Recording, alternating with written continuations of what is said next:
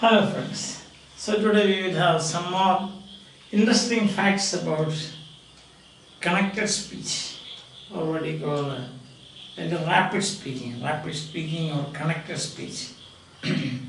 See, for example, we say like this now. Want you. So want you. So that is, you are not, you are speaking slowly. Want you come? But if you, when you are very fast or say rapidly speaking, you say, won't she come? Won't she come? Don't she know? That is assimilatory habits. Speakers develop assimilatory habits. And what is assimilation? Want you, that becomes, on shoe.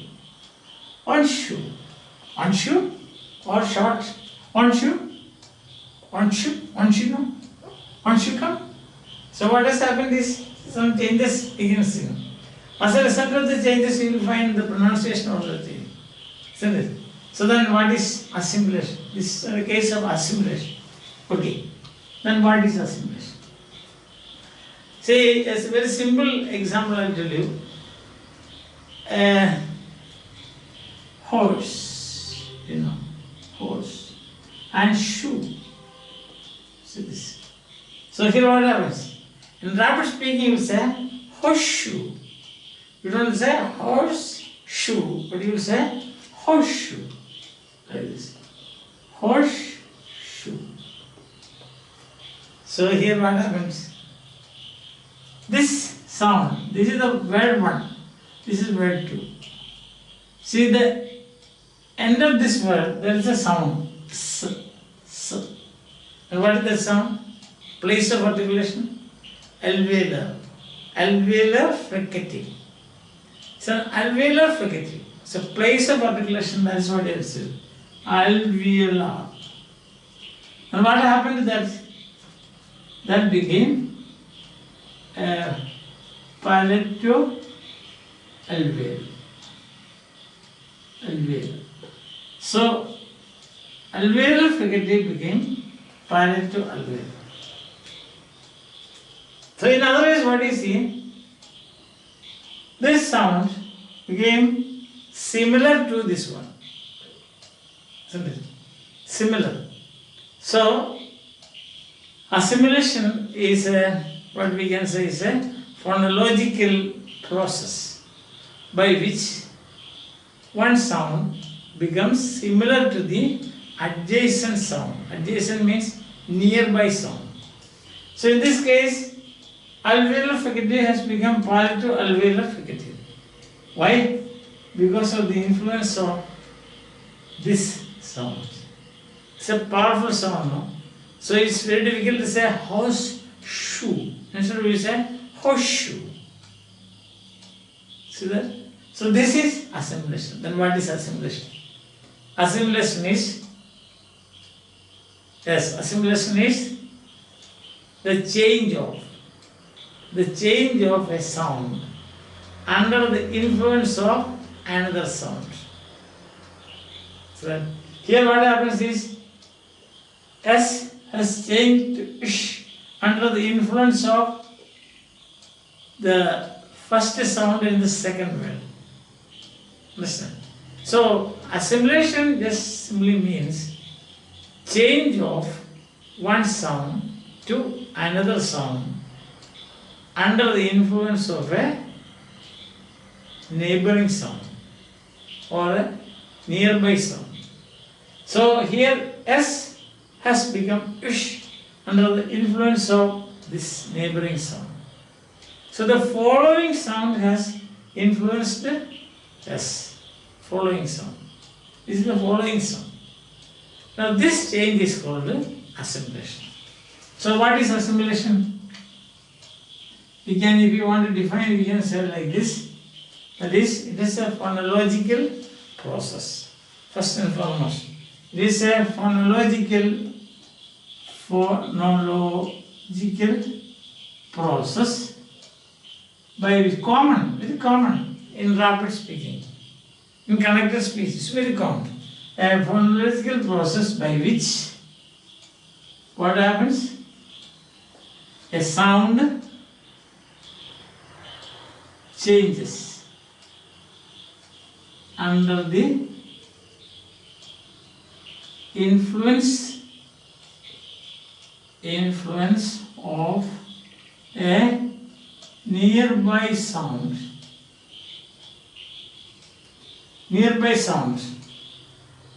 A process by which a sound changes under the influence of a nearby sound and thus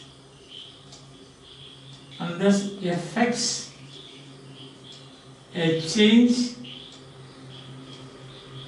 in the pronunciation. This is assimilation. It's a very common phonological process. A phonological process by which a sound changes under the influence of a nearby sound and thus affects a change in the pronunciation. Example, this is simple definition: horse shoe becomes horse shoe. That's it. Horseshoe becomes horseshoe. So in this case, what happens? S changes to sh under the influence of neighboring sound, that is sh. This is the influencing sound. So it becomes similar to this. So the result is similar. Phonological process by which sound changes and becomes similar under the influence of nearby sound and becomes similar to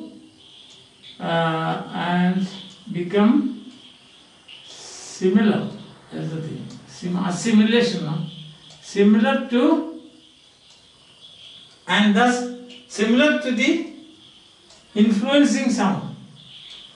Similar to the influencing sound. To the influencing sound and thus affects a change in the pronunciation. Listen.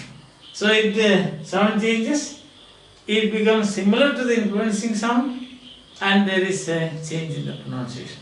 This is what we call assimilation. General. Now we have to see what are the different ways this happens in English. And this is very important as I said in rapid speaking. Horseshoe. Horseshoe. See? This shop. We don't say this shop, but we say this shop. Isn't it? Right? So it's like this shop will become this shop. See here also S. Similar to. So influence of adjacent sound and becomes similar to the influencing sound. See that, and then affects a change in the pronunciation. That is assimilation. I think that is clear. You can describe it any way you like. This need not, you need not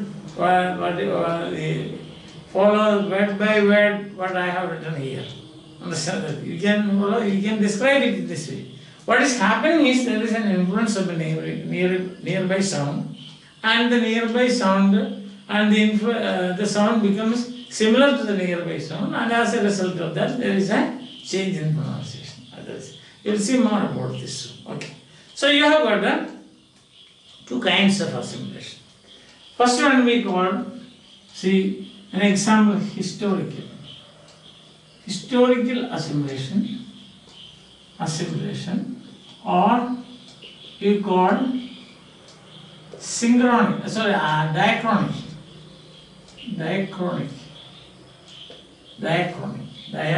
Dia means through. Diabetes, sweet passing through. That is the meaning of diabetes. So we need not worry much about that. Sweet passing through. That is diabetes. Now dia means through. Chrono means time. Chronometer means watch. Synchronous. Anachronous anachronic. So many words are there, like chrono means time. So diachronic means through time. Through time means history, isn't it? So that is historical. Historical assimilation or diachronic assimilation. There are not many examples we can give. One famous example is Amt, A-M-T. Today it is not Amt, today it is Ant. So historical assimilation means a sound which existed in an earlier form of the word has changed because of the influence of the neighboring sound within the word. You can see. So bilabel, alveolar. So to make things easy, that M became alveolar. Ant. Otherwise you will have to say Amt. This is an example. So throughout the history of English language, we can see such changes take place. Understand? For ease of pronunciation. This happens for ease of pronunciation. Ease. Making pronunciation ease of pronunciation. Yes. Ease of pronunciation. Amt becomes ant. This is a classic example for historical assimilation or diachronic assimilations. These days we don't have many historical assimilations. There might have been during Old English period and Middle English period, but this is a classic example. Okay, then second assimilation type of assimilation is contextual. Contextual assimilation. Contextual. It's context. So that's what I just now showed you. This shop becomes this shop. Oh, this shop becomes this shop. Horseshoe becomes horseshoe. That pen becomes, see, that pen. What will happen to this? It will become, this is bilabel. This is alveolar. This is two. So, which will be easy. You cannot change this. So, this will change, influence T, and then that will become the pen. The pen. Not that pen, but the pen. Listen. The pen. Why? Because bilabel becomes easy to understand. Now in this case what happens? The following sound, here we can see this is the following sound. The following sound influences the preceding sound. Here also, following sound influences the preceding sound. And therefore you call this regressive assimilation. Regressive, or we can say you can also call it regressive is coming back now. That is regressive. Regressive assimilation. Here what happens, once again you can see, here this is the sound that influences. So the influence is towards, you can say here, towards this. The movement is backward, regressing. So it is regressive assimilation. Or it's also called, a positive way of putting this is anticipatory. Anticipatory assimilation. What is anticipatory means? You are anticipating, expecting. That is, for example, when you come up to this, you expect, oh, I cannot, this is not good enough. So you immediately change your pronunciation. This shop. So you anticipate, or it is regressive, you can say. This shop. You have got many examples like that. That boy will be that boy. That boy will become the boy. Why? Because both are bilabel. Now here is regressive. Because this, the sound in the second word influences the sound in the first word. So the movement is on this side, no? Regressing, not progressing, regressing. Or you can say anticipating. When you come up to the, then immediately your organs of speech, they anticipate that it may be difficult, so change the pronunciation da by the. Understand? You got many. Good pen, good pen. You say good pen, good pen. So that is one type of contextual assimilation. There's another type. For example, we have got words like happen. Happen. This is within the word. That is pronounced happen. Happen. Happen. Understand that? You can see that. Happen. Happen. Urban. Urban. Urban. And that is urban. Urban. So N becomes M. So what is the point here? Here again the same thing. See, this is bilateral, so this has become bilateral. This is bilateral, so this has become bilateral. Here it is bilateral and alveolar. In this case, what happens? The influence is the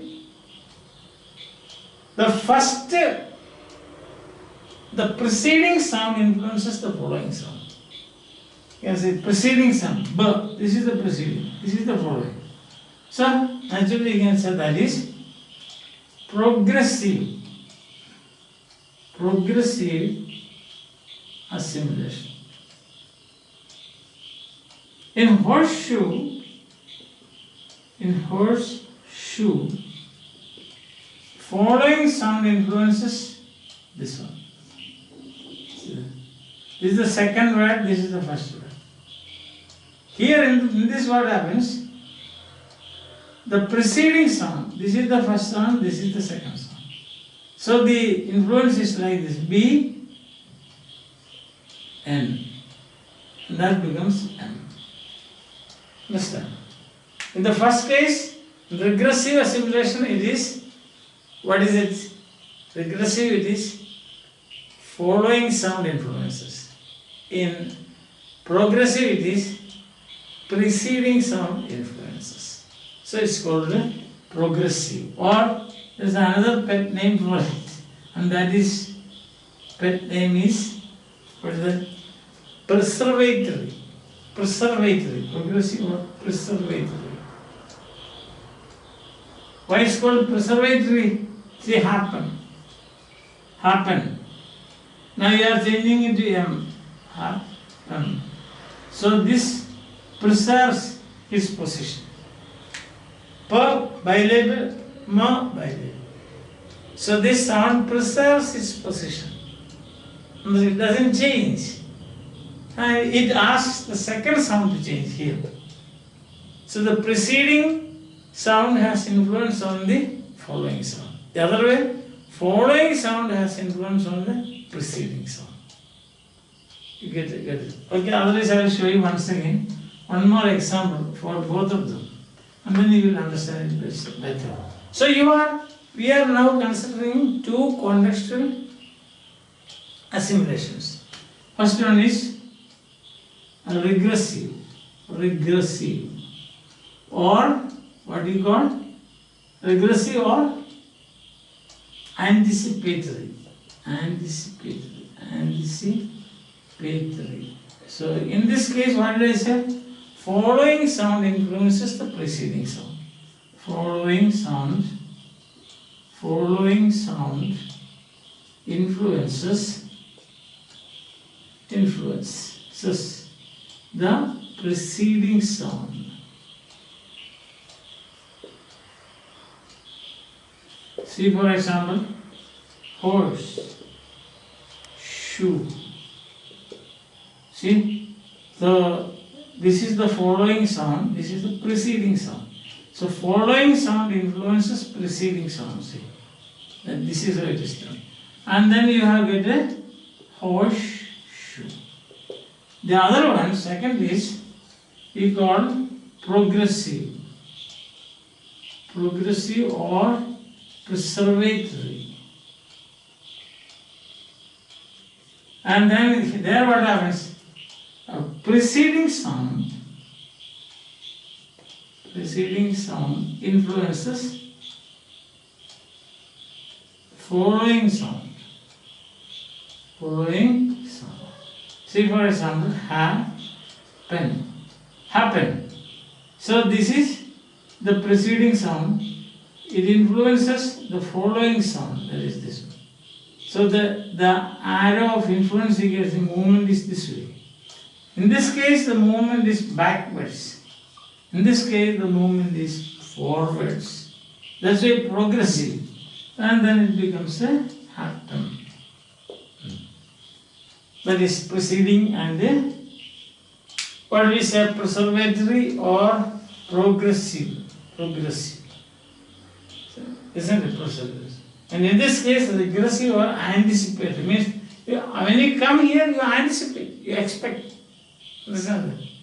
When the sky is overcast with clouds, you anticipate it is going to rain. Like that. That's all. Very simple. Is it difficult for you? Do you find it difficult? No. Okay, that's simple. So in regressive, movement is backwards, and in progressive, the movement is forwards. You remember these two examples? Horseshoe and happen. So this happens in your, what do you call them? When you are rapidly speaking. Assimilatory habits, you have to master it, you know. For native speakers, it becomes very easy. But for us, for learners of English as second language, you have to master it. Listen to this spoken language and then you will get it. And say, don't shoot. They won't say, don't you. See, in English, every language has got this assimilation, isn't it? Okay, so now you have got seen three kinds. One, diachronic, or you call historical, and you have the example of aunt becomes ant. Okay, M becomes N. Okay, second, you have got the contextual. In contextual assimilation, you have one A, that is what you call regressive, or anticipatory. Now that is movement is backward. See, as this shop. You are tired of horseshoe, so we will have this shop. That becomes this shop. See, the backward movement, regressive. Or you anticipate. After when you come here, you expect. Understand? Now the B in contextual assimilation is progressive or preservative. That is, movement is forward. For example, happen, it becomes happen. So the preceding sound influences. Per is the preceding sound, it influences N, and so it becomes a bilateral. So progressive, understand, or preservatory. Who preserves this position? The sound, per. That is bilateral, and so this is also bilateral. Hello? No. Anyway, so now we have got one more type. That is very interesting. That is, you know this word coalesce. Coalesce means what? They come together and become one substance. That is the meaning. Coalesce. Understand? Coalesce. C-O-A. Coalesce.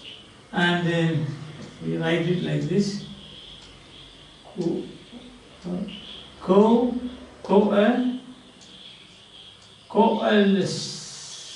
Coalesce. coalesce. With the stress here. Coalesce. Coalesce. Listen. Coalesce. That's what it is. So then we say coalescent. Coalescent. Coalesce. And we have got the coalescent. Coalescent. Coalescent assimilation. Coalescent assimilation. Coalescent. See? Coalescent. Because I am this word may be difficult for you, that's why I am writing this word, spelling and pronunciation and meaning also. What is the meaning? Come together and become one. That is coalesce. See, I will show you. See, you have got a word like this. Don't. And you have got you. Don't you. Then what happens is this t and year, they come together and become one. And then you will get the pronunciation. Don't shoot. Don't shoot. See that? The T and ya disappear. This is example for coalescent assimilation. Now what does that mean? Two sounds come together and become one and give birth to a new sound. Just nothing to do with the original sounds. Listen. So two sounds come together, t and ya. They come together, become one. Then what happens? From there emerges a brand new sound. And that is sh. So don't shoot. We don't say don't you. So, rapid speaking or native speakers of English, they don't say don't you know? No. Don't she know? Won't she come? Could she do it? Could she do it? Could she do it? That is it. Could. See, for example, could. Could and yeah. Could you? And this here what happens is D plus ya come together and sh. You have got could. Kush. Kushu. Kushu. Kushu. Kushu do it. Not could you do it, but kushu do it. One should do it. So a phrase like that, in case you.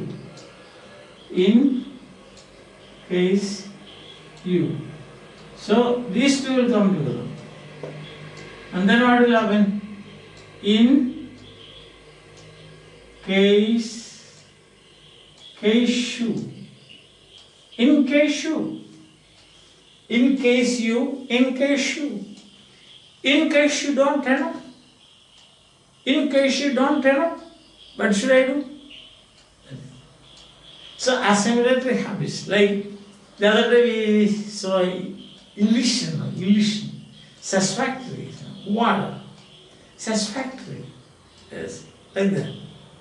So in spoken English, these are two very important aspects of spoken English. Understand? Very important aspects.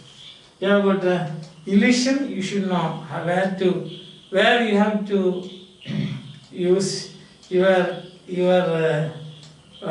discretion to crush out words, crush out. That is illidere, yesterday we saw illidere, that is Latin. To miss, forget, throw away some sounds. Otherwise, it will take time for you. We are all people who have no time.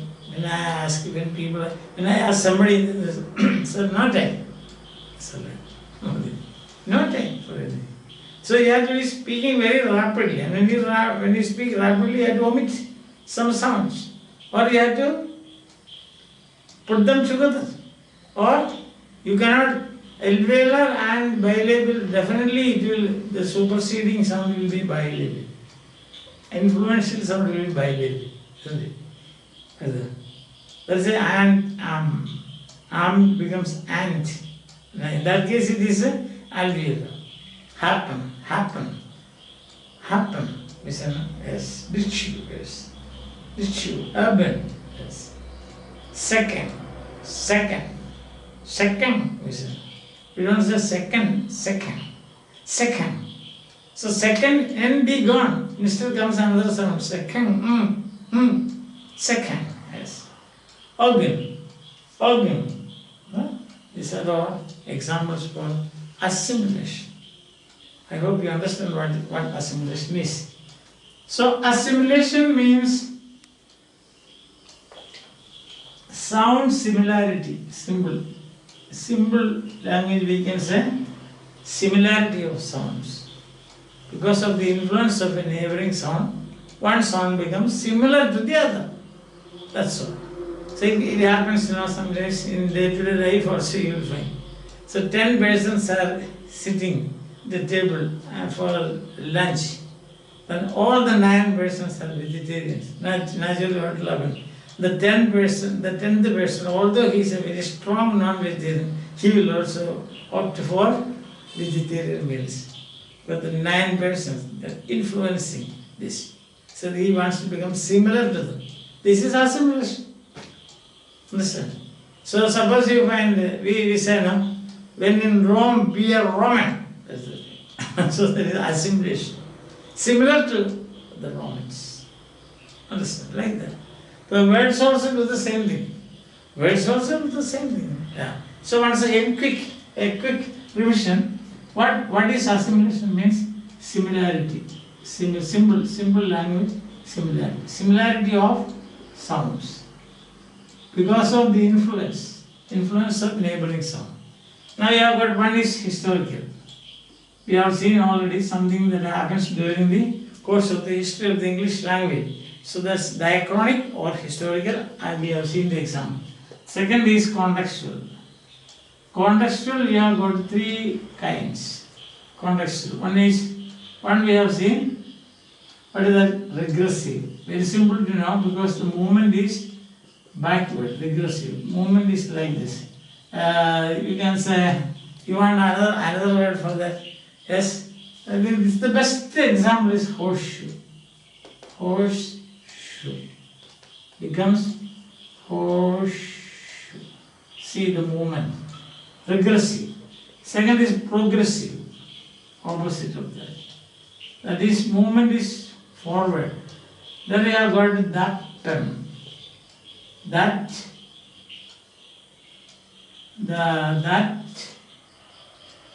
is something we have said happen, yes. Or urban, simple, urban. Urban becomes urbum. See that? So the movement is this side. See that? This is. So it is progressive. And third is contextual, coalescent. Coalescent assimilation. Coalescent is again very simple. 2 sounds come together and then give rise to a new sound. In this case, you can see there plus here. There are many examples. You can see this